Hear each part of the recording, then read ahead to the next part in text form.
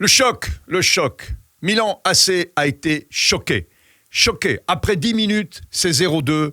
Là, ils ont un coup sur la cafetière et c'est fini. Et tout le monde a compris très vite, très rapidement, qu'il n'y aurait pas de match. Avant toute chose, frères, sœurs, cousins, cousines, abonnez-vous si vous nous regardez sur YouTube et si vous nous regardez sur d'autres réseaux sociaux comme Facebook. Merci parce que nous sommes très très heureux de voir certaines vidéos qui ont dépassé allègrement les 800 000 vues. Voilà, merci, vraiment. C'est mon cœur qui parle, je vous remercie vraiment. Alors, Milan, AC, Inter, c'est le derby de la Madonnine. La Madonnine, c'est ce qui trône tout en haut du Duomo de Milan. Et le derby de Milan, dans le stade mythique de San Siro, eh bien, nous a réservé ce soir un match où il n'y a pas photo. Comme pour la Supercoupe, l'Inter a mis KO Milan, mais alors vraiment avec une facilité qu'on a même imaginé que les deux équipes ne jouaient pas dans le même championnat, dans la même division.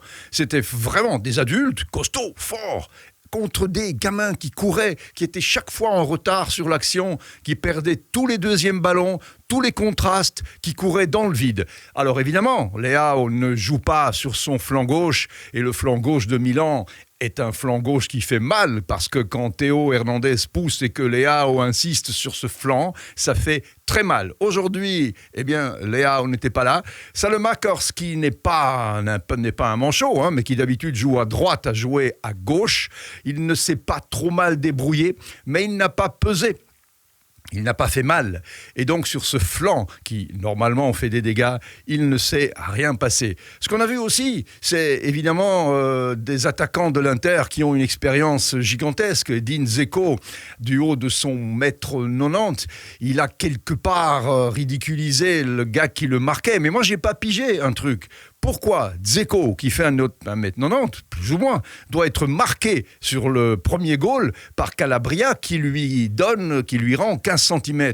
S'il faut marquer Dzeko, c'est peut-être Tomori qui aurait dû le prendre. Pourquoi laisser un gars aussi costaud jouer de son corps, jouer de sa puissance et reprendre du gauche une balle fantastique, c'est vrai, fabuleuse. Mais franchement, il était marqué par le plus faible physiquement des défenseurs sur une action où logiquement il aurait dû être contrasté par un costaud, Kier ou Tomori. Il ne l'était pas. Donc ce choix de marquer Dzeko par un gamin, par un très très bon joueur, mais qui physiquement n'était pas à la hauteur, j'ai pas pigé. Le 0-2, il est très très beau. Le voile que Lautaro fait, laissant passer Mkhitaryan, qui évidemment se retrouve tout seul face à Maignan. Super, Mike Maignan n'est pas un extraterrestre. Il a évidemment été prendre la balle dans les filets. Quand c'est 0-2, à la 10e minute, il n'y a plus grand-chose à faire. J'ai bien aimé l'arbitre qui a annulé un penalty, alors qu'il l'avait donné, parce que Lautaro, il n'est pas idiot, il est malin l'Argentin. Quand il sent qu'une main se pose sur son flanc, sur ses côtes, que Kier le touche à peine les fleurs, lui, qu'est-ce qu'il fait ? On lui a appris, dès que tu sens une main sur toi dans la surface de réparation, tu tombes. C'est ce qu'il fait. Sauf qu'il tombe tellement bien, tellement fort, tellement d'une façon exagérée que l'arbitre, pour une fois, il se dit, je vais quand même aller voir la VAR. Ok, la première sensation, c'est penalty. Je regarde la VAR et je m'aperçois que non, on ne peut pas tomber comme ça parce qu'une main vous a effleuré. Et le penalty est annulé. Et c'est très bien. La carte jaune de Kier est retirée et je trouve qu'on aurait dû donner une carte jaune pour simulation à Lautaro Martinez pour aller jusqu'au bout d'une logique. Milan, AC, Inter, 0-2 à la mi-temps. Ça aurait pu être 0-3, 0-4, et le match aurait été fini. Parce que c'est un derby. Alors d'accord, Milan joue à la maison, en théorie, ok. Le match retour, ce sera à San Siro aussi, au stade Giuseppe Meazza. Il y aura plus de supporters de l'Inter. Et ce sera 0-2. Malgré tout, on peut se dire que l'Inter a peut-être raté le coche. Ils auraient dû assassiner la partie et marquer ce 0-3, peut-être 0-4, qui aurait condamné irrémédiablement le Milan à sortir de cette demi-finale de la Champions League. Parce que c'est encore jouable. C'est encore jouable. Ce 0-2... il est consistant, on ne discute pas. Mais on peut le renverser. Le 0-2 peut être renversé dans une semaine à San Siro. Leao va sûrement rentrer, peut-être pas en forme extraordinaire, mais certainement le danger de Leao va être présent.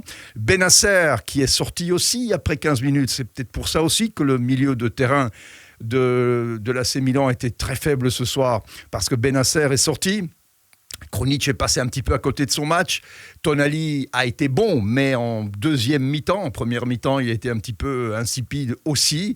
Et donc, ce milieu de terrain qui a été aujourd'hui totalement inconsistant face au milieu de terrain de l'Inter pourrait se révéler nettement meilleur dans une semaine. C'est vrai qu'aujourd'hui, le milieu de terrain de l'Inter était étincelant. Et même sans Brozovic, avec un Çalhanoğlu qui jouait à Milan l'année passée, qui jouait à Milan il y a peut-être non pas l'année passée, mais il y a 2 ans, et qui est parti pour 0 cents parce qu'on l'a laissé partir pour rien en fin de contrat, eh bien, s'est révélé être un attaquant extraordinaire aussi, parce que le tir qu'il met et qui finit sur le poteau est franchement un exemple d'un des meilleurs tirs d'Europe. Çalhanoğlu, c'est la classe. Pioli, l'entraîneur, a encore une fois raté son examen face à Inzaghi. Chaque fois, depuis quand même pas mal de temps maintenant, il prend une leçon. En Supercoupe 3-0, en championnat aussi, il a perdu 1-0.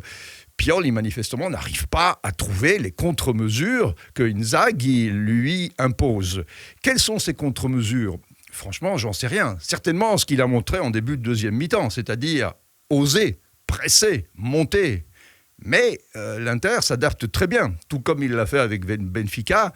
L'Inter est capable d'attendre bas, de combiner techniquement, parce qu'il a l'Inter a les joueurs pour combiner, pour ne pas paniquer, même quand il y a du pressing haut. L'Inter, avec ses joueurs techniques, réussit à ressortir la balle tranquillement, d'une façon ordonnée, et puis avec 3-4 passes verticales, à trouver les attaquants qui sont très rapides et surtout qui sont impitoyables.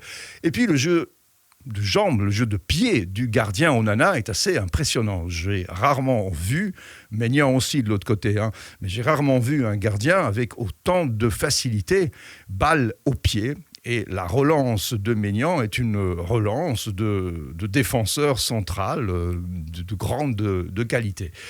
Alors, Inter, au retour, va-t-il pêcher ?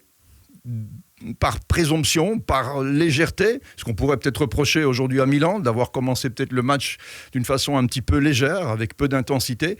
On appelle bien l'Inter la folle, Pazza Inter. Donc l'Inter est capable de passer complètement à côté d'un match, mais il le fait souvent en championnat et très rarement en Champions League. L'Inter a montré en Champions League qu'il maîtrise réellement son sujet. Face à Porto, face à Benfica, alors qu'ils n'étaient pas favoris, ils ont réussi une performance assez incroyable. Donc l'Inter est bien parti pour aller en finale à Istanbul et rencontrer, on verra qui, ça on en parlera à un autre moment. Mais si aujourd'hui on doit donner, si c'était 50-50 au début, je pense que maintenant on est quand même dans du 70-30 pour l'Inter, parce que même si on peut imaginer que Milan n'a plus rien à perdre et qu'il va certainement mettre toute la sauce au retour et va pousser, va oser, et si Leao est en forme, ou en tout cas suffisamment en forme pour faire mal sur son flanc, on peut imaginer qu'avec un début de match aussi agressif, on peut imaginer qu'après 5 minutes, 10 minutes, c'est 0-1, et là le doute s'installe évidemment. Quand c'est 0-1, c'est 0-2 après, c'est reparti pour le suspense. Donc rien n'est joué, mais malgré tout, la balle penche maintenant dans le côté interiste. Mes frères, mes sœurs, mes cousins, mes cousines, j'adore lire vos commentaires.